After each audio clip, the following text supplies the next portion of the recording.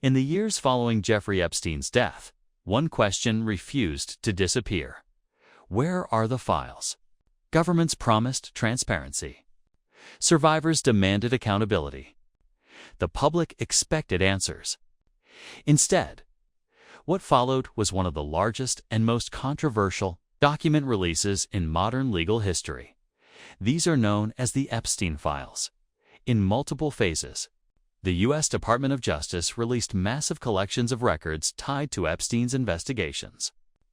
Court filings, depositions, emails, flight logs, financial documents amounting to millions of pages. On paper, it looked like transparency. In reality, it created more frustration than clarity. Much of the material was heavily redacted, entire names blacked out, locations removed, timelines fragmented. For many readers, the documents raised more questions than they answered. The public expected a clear list of powerful accomplices. What they received instead was a maze of legal language and missing information. So why were so many documents redacted? According to legal experts, there are several reasons. First, many individuals named in the files were never charged with crimes. Releasing unverified allegations could expose the government to lawsuits and permanently damage reputations. Second, some information is tied to ongoing investigations. Sealed settlements or protected witnesses. Releasing everything at once could compromise future cases.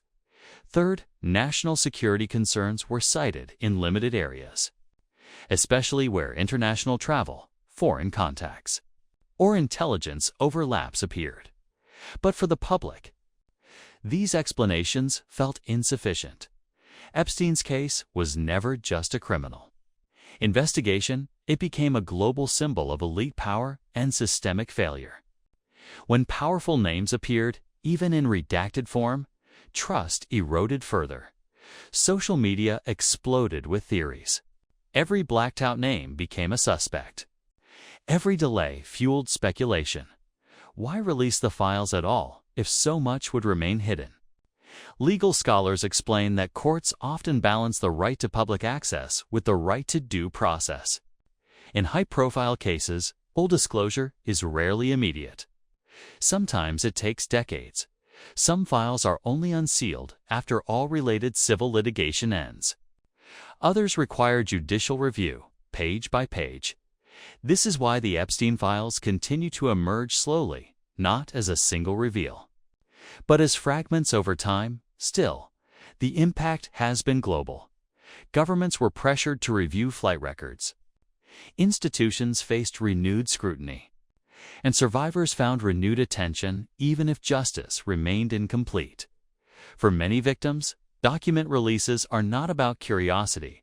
They are about recognition, about proof that what happened to them was real and that it mattered. Critics argue that transparency without accountability only deepens public distrust. Supporters counter that legal systems move slowly, especially when powerful people are involved. What remains clear is this: the Epstein files are no longer just evidence. They are a mirror reflecting how power, secrecy, and justice collide. Every new release reopens the conversation. Every redaction reminds the world that some truths are still guarded, and until the final files are unsealed, if they ever are, the Epstein case will remain unfinished business, not because of conspiracy, but because accountability was never fully delivered.